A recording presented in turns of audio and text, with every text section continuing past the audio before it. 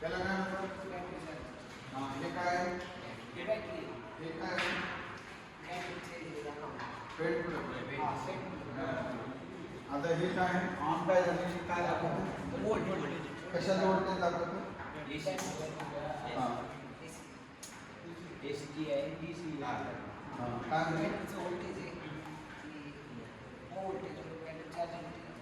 पण इथे 14 दाखवते ना, 14 का दाखवते?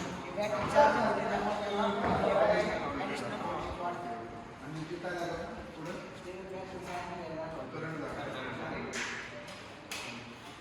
आणि हे किती वेळा चार्ज दाखवतं?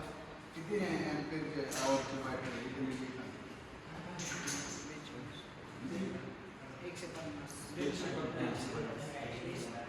आता 150 एम्पियर आवर आहे, म्हणजे काय होतं? 150 एम्पियर आवर आणि 8 एम्पियर जर तुम्ही चार्ज केली तर किती तास लागतील? हां 42 तास लागतात. बरोबर आहे? 42 तास काय करायचं? 150 भागिले 8 जे उत्तर येईल ते त्याचा तेवढे तास मलाही चार्जिंग मिळू लागेल असं समजायचं. समजलं का तुम्हाला हे सगळं? हां व्यवस्थित काय काय म्हणजे लोक काय काढतो? प्रॅक्टिकल समजलं का? हां बॅटरी कशी चार्ज करायची? त्याला काय म्हणतात? Rectifier unit. त्याला काय म्हणतात? रेक्टिफायर युनिट आहे आणि बॅटरी आपण चार्ज करतो.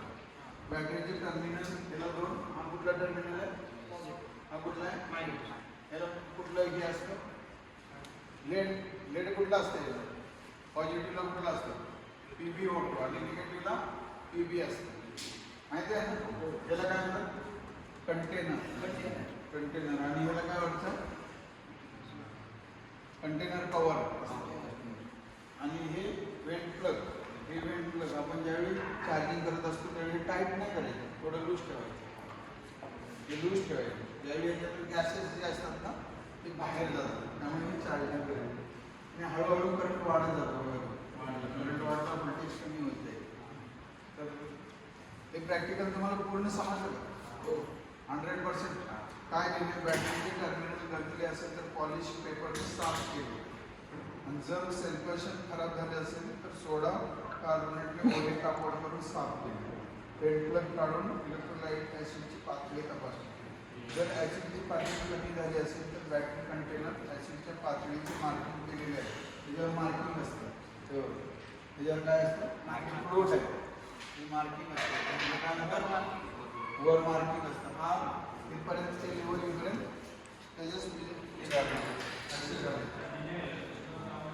पण तुम्हाला समजलं ना? 100% टर्निंग प्रत्येकाला सांगताय. लगनबाई तुला सांगताय चार्जिंग डिस्चार्जिंग माहिती आहे का? हां